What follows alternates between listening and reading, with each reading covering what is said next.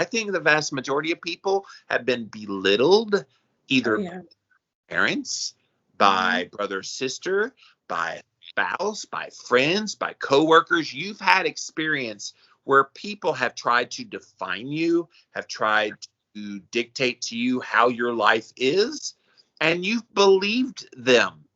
And because of that, that's now impacting your ability to move forward in a future. And people get so stuck right here, Brittany, because they go, well, my life's not going anywhere. I just don't know why. And you kind of peel back the layers, like, which is what we do here on One Step Deeper. You peel back the layers and you kind of go, well, no wonder this, and this was said to you, and you've just never let it go. Speaking of, I have a very just burned in my brain. I was like 8 or 9. And so the fact that I can recall this tells you how much it was burned in my brain about something that I believed about myself.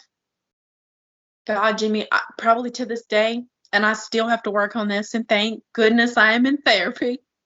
I probably will talk to my therapist about this very story coming up. So I was about 8 or 9, and we used to go to something as a family called the kitchen, which was basically just this building that looked like a kitchen and had a bathroom. And my family would get together every Sunday after church. And there was a house. And so me and my cousins were in the house.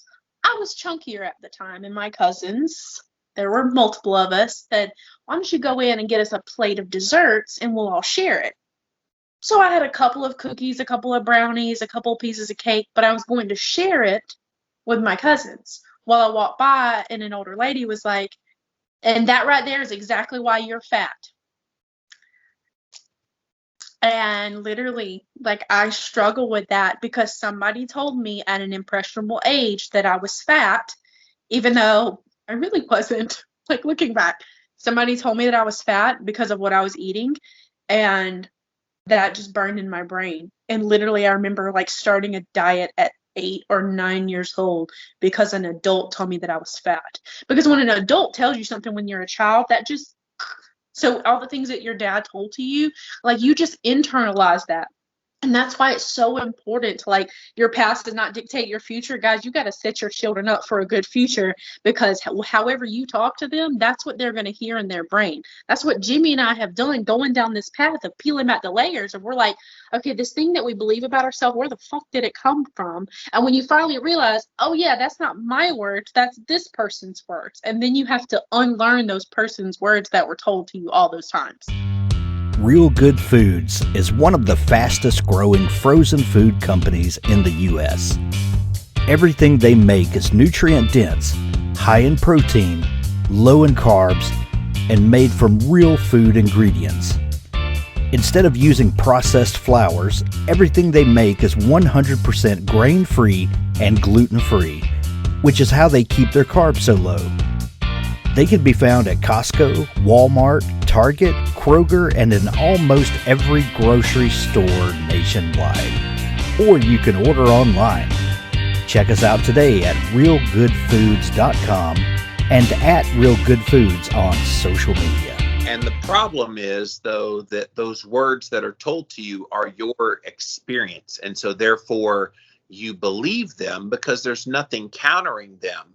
And so we forget things that are abnormal. I thought everybody's kids got their head thrown into walls.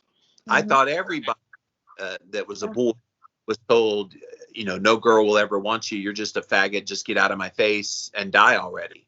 Yeah. Like, I thought everybody went through that until I didn't. Yeah. And then when I learned that other people, it hit me in the 12th grade. I was almost out of the house.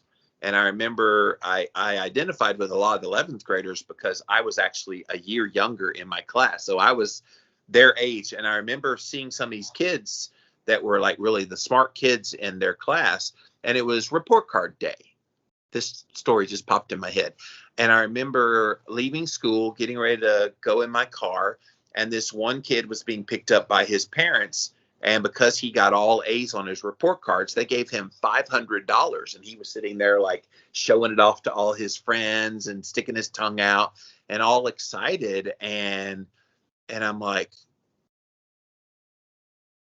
wait, there's not ambivalence that you got all A's? Like what, wait, there's parents that actually pay you to get good grades? Like you and me, that's a foreign concept because we had cheap ass parents that didn't give us anything, and they berated us for having a 97 and not having. I was about to say, like, that just hits home, man. You know how much that one hits home. Yeah. So not only was like, it, I never got anything for doing well, except you're a bad kid, you need to go to reform school, and I don't care how many honor rolls you're on, you're still a piece of shit. Like that was my first kind of inkling that something was wrong with the way I was being reared. And of course, people watching us might be like, well, of course you should have known that you were being beaten. That wasn't right. I think if it's all you know. On a little bit of a level, on a little bit of a level, I did know it was wrong, but it still was normal. And of course, it was the 1980s. It was a lot more accepted in the 80s than it is today. We've talked about this concept, though, and this is another thing, like how your past actually can dictate your future if you let it, is people that are raised in chaos. Chaos is their normal. Like I say this all the time. And so they will like engineer chaos in their life because that's what feels normal for them. So they have chaotic relationships, things like that just become a pattern in their life because that is what is normal.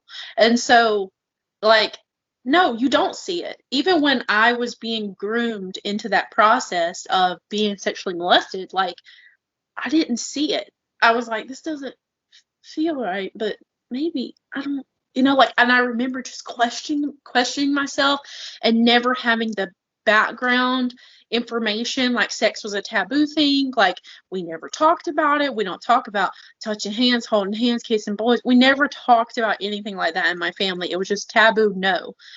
And so instead of being open about it and going, hey, there is this way and this is inappropriate, there was never that line. And so I never knew, at 12, all I knew was this is bad. And so if something was happening to me, it made me feel bad about it. And so, but it just, it wasn't that it was normal, that I believed it was normal. It's just, how do you speak out against something that you don't know any different about?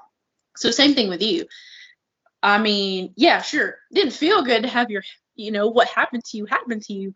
But it's just like, it was your normal. So why were you going to say anything about it? Why was it going to be any different? Because that was your normal. But, I encourage, when those things happen, you get stuck there. You do. You just get stuck there and you can't move on.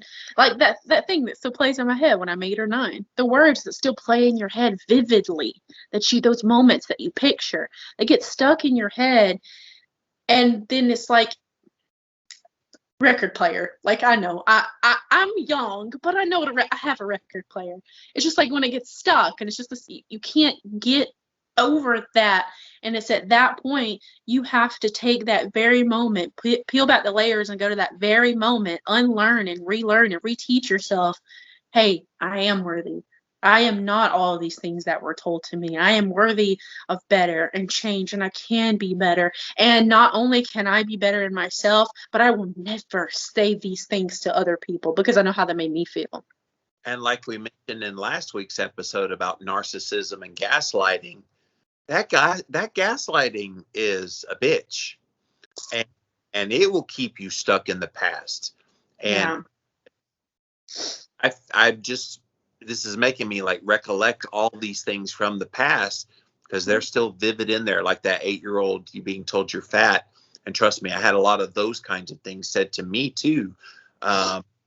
Well, don't pile your plate up. Of course, Southern Baptist culture, you go to the potluck and you pile up food and you know, it's all there and have all you want, but don't have too much, but have all you want. And it's just, and I know you want to work on a little bit of the religious stuff as well, because this is related to, and it's related to a lot of my trauma, because there were things that I learned in the midst of my initial getting beat trauma that were literally beaten into me mentally regarding religion's role in my life that kept me stuck in the past with some magical future that was supposed to be good.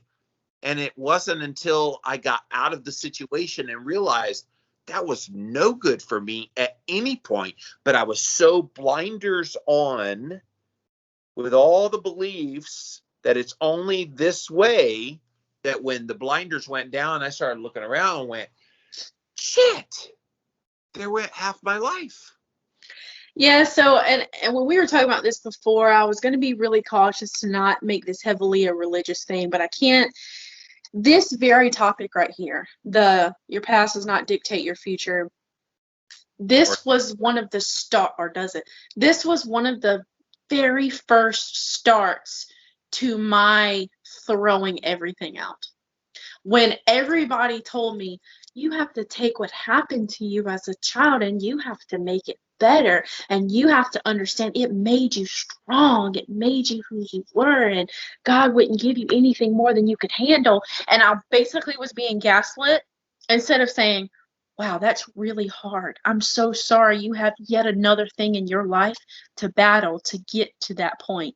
It was never that. It was always, oh, well. And I just couldn't. I couldn't believe that this was what was destined for my life, that I had to go through this to be who I was. I think I'm a good person. I think I was a strong person before any of this happened to me. I think, let's go back a couple episodes, I think this was the plate of shit with whipped cream handed on me, or basically was the plate of shit handed to me, and all the other religious people was like, here's your whipped cream to pretend like this isn't a pile of shit that's handed to you, but you got to deal with that. And that wasn't okay with me. And I had to start going down that path and really just picking up the pieces and just throw it all out and go, okay, I'll take this and I'll take this and I'll piece together this becoming Brittany Lee that I have done. I don't believe that. I do believe that my past was handed to me and I got a choice. Am I going to repeat this pattern? Am I going to be this person because somebody was this person to me? Or am I going to grow from this and learn how not to be to other people? Let's dig into those people who make those comments about, well, you turned out okay, or, wow, you need to use this for good moving forward, because I think in their minds, it doesn't come across the way it does to you and me. And so I feel like they're well-intentioned. That doesn't excuse it just because it's well-intentioned. There's a lot of well-intentioned nonsense that needs to be corrected. But let's dig into that one a little bit, because I want to poke at that scab. That's what we do on One Step Deeper. And why do people feel, is it try to make you feel better? Is it to try to ignore what did happen so you don't have to face those people don't have to face the reality of what happened? Like, there's many people that went through some stuff that decades later still hasn't been acknowledged. Like, at 12, you had this horrible thing happen to you. I know other people in my life that were molested a lot younger than that. Right. Parents pretty much just swept it under the rug, didn't happen, forget about it. And now, decades later, all this swirling in their head, and they can't figure out why they don't have a better future. Yeah. While you were saying that, like, all I could picture was my TikTok recently where I'm like, I'm not in the mood for this. I'm not in the motherfucking mood. Motherfucking mood. Motherfucking mood. I'm not in the motherfucking mood for this bullshit today. Yes, I'm like, you could say motherfucking mood. If you do not follow me on TikTok, it is also becoming Brittany Lee on TikTok. And I made this TikTok recently where I'm singing, and the caption was that, I'm not dealing with people telling me that ADHD isn't real, but like, it applies to this topic too, which is why I posted it. Go ahead. So you got me on TikTok because of that video. I did a duet with that one. I'm not in the motherfucking mood. Motherfucking mood. Motherfucking mood. I'm not in the motherfucking mood for this bullshit today. I'm Jimmy More Keto on TikTok if you want to follow me. But yeah, when you did that one, I had to kind of have fun with it. But it was brilliantly done, but I've never heard or seen that side of you before. Oh, I was mad. I was just like, I was mad. I was covering my teeth. I could tell. I was scared. I was staring at you going, I don't know about this.